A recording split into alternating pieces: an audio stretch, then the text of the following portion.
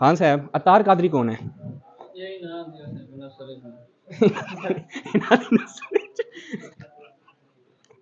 اس کے علاوہ حضرت یوشع بن نون نے بھی نبی کی بیوی سے جنگ کی تھی، امام علیہ السلام نے بھی نبی کی بیوی سے جنگ کی، حضرت علی کے لیے بھی سورج پلٹا تھا، اور حضرت یوشع بن نون کے لیے بھی ایک جنگ میں سورج پلٹا تھا جب انہوں نے خدا متعال سے دعا کی تھی۔ تو مختلف شباہتیں حضرت یوشع بن نون کی پائی جاتی ہیں، اور ہمارے یہاں روایات ہیں، تفسیر عیاشی میں روایت ہے کہ حضرت یوشع بن نون ان افراد میں سے ہیں کہ جو امام زمانہ جل اللہ تعالیٰ فرجہ شریف کے زمانے میں رجعت کریں گے۔ سوال میرا یہ تھا کہ حضرت بہلول کا ممبر سے اتنا تذکرہ ہوتا ہے، لیکن ظاہرین کو یہاں پہ نہیں لایا جاتا، اور ہم بھی یعنی متوجہ نہیں ہوتے، اس کی کیا وجہ آپ کو لگتی ہے؟ اس کی وجہ یہ ہے کہ باری نہیں آتی، اتنی زیادہ زیارات ہیں۔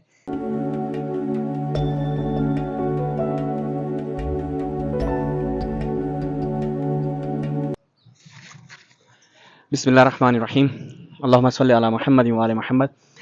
اس وقت ہم بغداد میں موجود ہیں، اور ایک نہایت ہی معروف اور مشہور کہ جن کا تاریخ میں تذکرہ ملتا ہے، ہماری خوش نصیبی ہے کہ ان کے مرکز پر ہم آئے، ہمیں حاضری کا موقع ملا۔ یہاں پر زائرین اس وقت تو بالکل بھی موجود نہیں ہیں، اور جہاں تک میں نے پاکستانی جو کاروان ہوتے ہیں ان کے ساتھ یہاں یعنی سفر کیا ہے زیارات کا، تو کاروان کو بھی یہاں پہ نہیں لایا جاتا۔ آپ کو بورڈ دکھاتے ہیں، تجسس آپ کا ختم کرتے ہیں، ملاحظہ فرمائیں، مرکز الشیخ بہلول، حضرت بہلول کا یہاں پر مرکز ہے، یہ بغداد میں بغداد شہر میں یہ مرکز موجود ہے، اور اس کے ابتدا میں یہ قبرستان ہے۔ قبرستان کی یہاں سے میں آپ کو زیارت کرواتا ہوں، یہ مکمل قبرستان ہے، اور اس سفر میں ہمارے ساتھ ہماری خوش قسمتی ہے کہ نجف کے برجستہ علماء اور دوستان موجود ہیں، جن میں سے پہلی شخصیت آپ کو ہم یہیں پہ دکھاتے ہیں۔ السلام علیکم ہاشمی صاحب۔ وعلیکم السلام ورحمۃ اللہ وبرکاتہ۔ کیا حال ہے، خیریت سے ہیں؟ الحمدللہ۔ اچھا جی، بتائیں، آپ حضرت بہلول کی زیارت پہ آئے ہیں، میرے خیال میں فرسٹ ٹائم آئے۔ جی یہ بالکل شہباز صاحب آپ کی برکات ہیں کہ آپ نے یہ پروگرام بنایا کہ بغداد کے ان مقامات پہ جاتے ہیں جہاں پہ عام طور پہ کوئی نہیں جاتا، تو ہم پہلی دفعہ جو ہے وہ آ رہے ہیں۔ ہاشمی صاحب، یہاں پہ ایک یہ سوال میرا یہ تھا کہ حضرت بہلول کا ممبر سے اتنا تذکرہ ہوتا ہے، لیکن زائرین کو یہاں پہ نہیں لایا جاتا، اور ہم بھی یعنی متوجہ نہیں ہوتے، اس کی کیا وجہ آپ کو لگتی ہے؟ اس کی وجہ یہ ہے کہ باری نہیں آتی، اتنی زیادہ زیارات ہیں کہ جب کربلا جیسی زیارات ہیں، نجف جیسی زیارات ہیں، معصومین علیہ السلام کی زیارات ہیں، تو بہت سارے انبیاء بھی ایسے ہیں، بہت سارے انبیاء کی یعنی یہاں پہ رہ جاتی ہیں زیارات، اتنی زیادہ زیارات ہیں کہ آپ جو ہے وہ جتنا عرصہ بھی رہیں آپ جو ہے ان کو پورا نہیں کر سکتے۔ تو یہاں پہ ابھی علماء کرام موجود ہیں اندر، تو انشاءاللہ یہ حضرت بہلول دانا اس نے کہا جاتا ہے، بہلول دانا، یہ پورا ان کا یہاں پہ لکھا ہوا ہے۔ مرکز الشیخ بہلول بن عمیر السیرفی، سیرفی یعنی یہ صراف ہوں گے۔ صراف، السلام علیکم یا ابا وہب الکوفی، یہ بھی کوفی تھے، تو ویسے تو کوفی کا جب بھی نام آتا جائے تو ہمارے مومنین کہتے ہیں کہ ابھی کوفی ہمیشہ ہی ظالم ہوں گے، بہت اچھی اچھی شخصیات کوفی ہیں۔ اندر چلتے راویان ہیں تفصیلات۔ جی، السلام علیکم یا ابا وہب یا ابا بلول رحمۃ اللہ وبرکاتہ۔ برادر کیسر صاحب انشاءاللہ بیان کچھ کریں گے جناب بہلول کے متعلق۔ اعوذ باللہ من الشیطان الرجیم، بسم اللہ الرحمن الرحیم، وبہ نستعین وہو خیر المعین۔ جناب بہلول کوفہ میں پیدا ہوئے، اور پورا نام ان کا ابو وہب بہلول بن عمر، اور مزے کی بات یہ ہے کہ ان کا تعلق بنی ہاشم سے تھا، اور یہ عبداللہ ابن عباس کی اولاد سے ہیں، اور 5ویں پشت میں ان کا سلسلہ عبداللہ ابن عباس سے جا ملتا ہے، اور 197 یا 190 ہجری میں ان کی وفات ہوئی۔ ان کی وفات کے متعلق جو بات مخفی ہے وہ یہ ہے کہ ان کی وفات کیسے ہوئی۔ تاریخ نے بہت درد بھرے جملے اس کے متعلق لکھے ہیں کہ ان کو زندان میں جو ہے زہر دے کے مارا گیا تھا، اور بعض روایات کہتی ہیں کہ ان کو ویسے قتل کر دیا گیا تھا۔ اور ایک رائے یہ بھی موجود ہے کہ یہ اپنی طبعی موت سے ہوئے، لیکن یہ بہت ضعیف احتمال ہے، جو زیادہ قوی احتمال ہے کہ ان کو جیل میں مار دیا گیا تھا، ان کو یا زہر دی گئی تھی، اور پھر انہوں نے ایک خاص حیت اور شکل اپنے اوپر طاری کی کہ یہ مجنون بن گئے تھے، اور جو ہے مجنونانہ انداز میں تنبیہ کیا کرتے تھے۔ اس کے متعلق یہ ملتا ہے کہ امام موسیٰ کاظم علیہ السلام کے حکم سے انہوں نے یہ حیت اختیار کی، کیونکہ ان کو یہ شرف ملا ہے کہ امام جعفر صادق علیہ السلام کے بھی صحابی تھے اور امام موسیٰ کاظم علیہ السلام کے بھی صحابی تھے، اور اپنے انداز میں اس وقت کے بادشاہ کو واعظ کرتے تھے، تنبیہ کرتے تھے، اور ان کے اکثر واقعات تنبیہ کے، واعظ کے ہارون الرشید کے متعلق تاریخ میں موجود ہے۔ تو یہ وہ مقام ہے جو ان کو زہر دینے کے بعد پھر یہاں پہ ان کو دفن کیا گیا، اور آج ان کا مزار موجود ہے اور ہم ان کی زیارت پہ آئے ہوئے ہیں۔ جی بہت شکریہ قاسم صاحب، انشاءاللہ۔ الحمدللہ جی، زیارت ہو چکی ہے۔ یہ فرنٹ پہ ہمارے استاد بزرگوار قبلہ ظفر شاہنی صاحب موجود ہیں، انہی کی سربراہی میں یہ ہمارے طلاب کا جو کاروان ہے ان مقامات کی زیارت کے لیے نکلا ہے کہ جن کی زیارت سے کافی عرصے سے ہم محروم تھے، اور مومنین بھی غالباً ان سے زیادہ آشنا نہیں ہیں۔ انشاءاللہ اس پورے سفر میں آپ کو ان مقامات کی زیارت کروائیں گے کہ جن کی زیارت سے بہت سے لوگ محروم رہے ہیں اور ان کی زیادہ آشنائی بھی نہیں ہے مومنین کے درمیان۔ آگے چل کے انشاءاللہ یہ ہمارا سفر جاری رہے گا۔ یہ ہمارا پورا کاروان آپ دیکھ لیں، یہ ہمارا پورا کاروان ہے مختصر سا، اور انشاءاللہ اس بابرکت کاروان کا یہ سفر آج پورا دن جاری رہے گا، اور تمام جتنے بھی مقامات پر ہم زیارت کرنے جائیں گے ان کی آپ کو زیارت کروائیں گے۔ جیسے یہ آپ حضرت بہلول کی وہ سامنے دیکھیں، حضرت بہلول کی زیارت سے باہر آتے ہیں تو بالکل ساتھ میں یہ حضرت یوشع بن نون نبی تھے، حضرت موسیٰ کے وصی تھے، ان کی قبر بھی موجود ہے یہاں پر، ان کا مزار ہے نہایت خستہ حالت میں۔ اندر سے میں آپ کو دکھاتا ہوں، اندر سے چلتے ہیں تو میں آپ کو دکھاتا ہوں کہ یہ نبی ان کی امام علیہ السلام سے مختلف شباہتیں پائی جاتی ہیں۔ ہمارے دوستان یہاں پہ زیارت کر چکے ہیں، بہت ہی خستہ حالت میں ان کا مرکز ہے۔ میں آپ کو اندر سے بھی دکھاتا ہوں، بالکل یہ حضرت بہلول کی بالکل ساتھ، یہ یہاں پہ دیکھیں، یہ ان کے سامنے قبر ہے، یہ قبر ہے، یہاں پہ بورڈ لگا ہوا ہے، اور یہ نہایت خستہ حالت میں ہے۔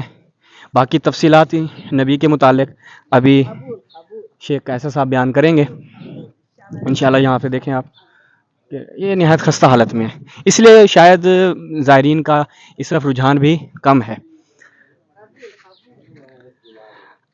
ان کے متعلق حضرت یوشع بن نون کے متعلق میں کچھ چند چیزیں آپ کی خدمت میں عرض کرتا ہوں۔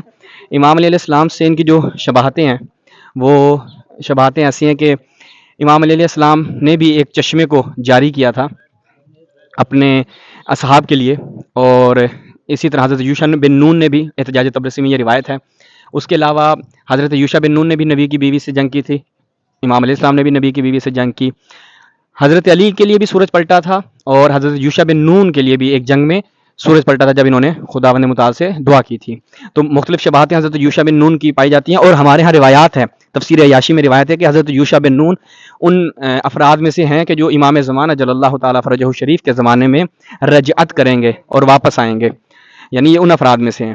اب آگے چلتے ہیں، کہہ رہے ہیں کہ جی آگے بھی کچھ زیارات ہیں، وہ بھی انشاءاللہ آپ کو زیارات کرواتے ہیں۔ یہ تھوڑا سا مختصر احوال تھا حضرت یوشع بن نون کے حوالے سے، باقی ان کے حوالے سے بڑی تفصیلات ہیں جو ابھی جو ہے وہ بیان کریں گے تو بہت وقت لگ جائے گا۔ اگلی جو زیارت ہے وہ ہم آپ کو زیارت کہیں یا جو بھی کہہ لیں آپ اس کو، اہل سنت کا بہت زیادہ رجحان ہے ان کی طرف، اور وہ ان کی زیارت کی طرف بھی آتے ہیں، جنید بغدادی صاحب، ٹھیک ہے جی، وہ ہم آپ کو دکھاتے ہیں ان کا مقبرہ اور ان کی قبر دکھاتے ہیں، اس کے بعد ان کے متعلق جو کچھ معلومات ہوں گی انشاءاللہ آپ سے شیئر کریں گے۔ جی یہ مرکز ہے جی، مرکز الشیخ الجنید البغدادی، یہ ہمارے علماء نجف ہمارے ساتھ ہیں، لیاقت خان صاحب، شیخ قیصر صاحب، مولانا حافظ جاوید نقوی صاحب، سید باقر رضوی صاحب، قبلہ تقی ہاشمی صاحب اور قبلہ جابر صاحب۔ یہ ہمارا کاروان، میں نے کہا ایک دفعہ تعارف کروا دیں. ابھی اندر چلتے ہیں انشاءاللہ اور اندر سے آپ کو دکھاتے ہیں مرکز الشیخ جنید البغدادی. ٹھیک ہے جی, آگے چلتے ہیں, ان کا آپ کو حال احوال بتاتے ہیں. اور اس طرف ہاشمی صاحب حالت دیکھ رہے ہیں آپ, یعنی اس کو اس انداز سے سنبھال کے نہیں رکھا گیا جیسے یعنی باقی مراکز ہیں یا باقی تاریخی مقامات ہیں. کیا کہتے ہیں, متوجہ کریں لوگوں کو. یعنی اس طرح کے جو مقامات ہوتے ہیں یہاں پہ اوقاف بنے ہوئے ہیں نا, ایک وقف سنی ہے ایک وقف شیعی ہے. تو جس بھی یہ مذہب سے منسوب ایسی شخصیات ہوتی ہیں تو وہ اوقاف والے اس چیز کے اوپر اہمیت دیتے ہیں اور اس کے اوپر خرچ کرتے ہیں. یعنی اس سے ہم یہ کہہ سکتے ہیں حکومتی جو سرپرستی ہوتی ہے وہ ان مراکز کو حاصل ہوتی ہے. تو ظاہری بات ہے یہ سارا سوال تو عراقی حکومت پہ جاتا ہے کہ عراقی حکومت جو ہے وہ ان مراکز کی تعمیرات پہ اور کس طرح سے جو ہے وہ خرچ کر رہی ہے اور کس طرح سے نہیں کر رہی.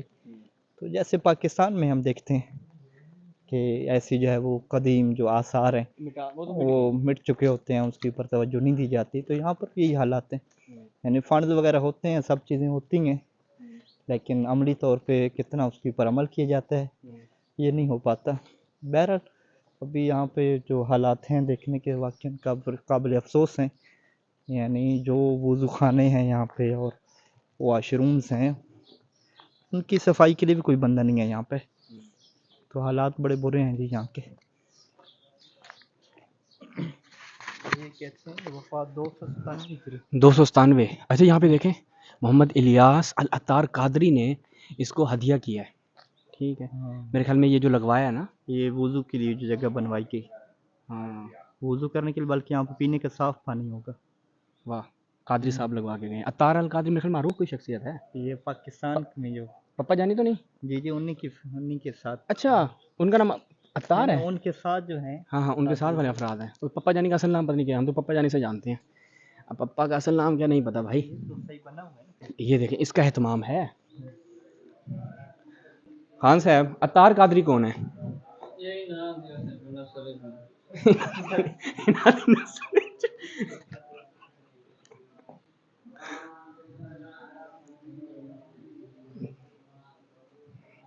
یہاں پہ دیکھیں اہل سنت جو ہے نماز پڑھ رہے ہیں. یہاں پہ دیکھیں اردو میں بھی لکھا ہوا ہے کیونکہ یہ ان کے انڈر ہے. تو مرکز جنید بغدادی.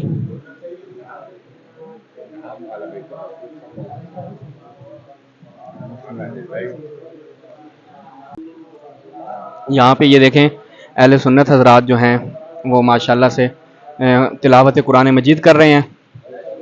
اور یہ استاد شاگرد ہیں, جنید بغدادی ہیں اور وہ غالباً ان کے کہتے ہیں استاد ہیں. دونوں کے ساتھ میں ہی قبر ہے. یہ جی بالکل ہی جنید بغدادی کے ساتھ جو ہے وہ نہایت ہی معروف اور مشہور شخصیت صاحب روح المعانی آلوسی بغدادی, یہ ان کا مقبرہ ہے. بند کیا ہوا ہے, گیٹ بند ہے, اندر انٹری الاؤ نہیں ہے اور شاید تعمیراتی کام ہو رہا ہے جس کی وجہ سے اندر نہیں جانے دے رہے. باہر سے آپ کو دکھا دیتے ہیں. ان کی تفسیر نہایت مشہور ہے اور اس سے بڑا استفادہ کیا جاتا ہے. اہل سنت کے ہاں بھی بالخصوص دیوبندیوں نے جن 2-3 تفاسیر کا تذکرہ کیا جن سے وہ استفادہ کرتے ہیں, اس میں ایک روح المعانی بھی ہے. چونکہ یہ ہر مسئلے میں مختلف نظریات بیان کرنے کے بعد اپنا نظریہ بیان کرتے ہیں. ہاشمی صاحب کیا کہتے ہیں آپ اس کے بارے میں؟ جی آلوسی کے متعلق جو مختلف نظریات ہیں ان میں سے کچھ نظریات کے اوپر روشنی انشاءاللہ عسکر شاہ صاحب ڈالیں گے. جی ان کی تفاسیر دقیق ترین تفاسیر میں سے ایک اہل سنت کے ہیں اور قاداور شخصیت تھے, اور بہت ساری چیزیں جو باقی اہل سنت حضرات نے نہیں بیان کی وہ انہوں نے کی. مثلا مقامات سیدہ کونین کو جس طرح انہوں نے بیان کیا ہے, شاید و نادر افراد ہوں گے جنہوں نے بیان کیا ہوگا. عصمت کے قریب یا صراحتاً بھی بعض جگہ پہ انہوں نے بیان کیا. اور جیسے موتے کی آیات ہیں جو نسخ میں پیش کی جاتی کہ انہوں نے منسوخ ہو گیا ان آیات کے, ان کا رد بھی انہوں نے کیا ہے اگر آپ دیکھیں مختلف آیات اور دیگر بہت سارے حوالوں سے. اور ان کی تفاسیر ان میں سے ہے کہ جن سے بعض مقامات پر حب اہل بیت کی خوشبو بھی آتی. البتہ یہ تھے اہل سنت ہی اور انہی کے موقع پہ تھے. ہمارا یہ بھی مسئلہ ہے کہ اگر 1-2 جگہ پہ کوئی ہمارے ساتھ مل جائے تو ہم اس کو پورا شیعہ سمجھ لیتے ہیں, یہ توقع غلط ہے. جی شکریہ جزاک اللہ.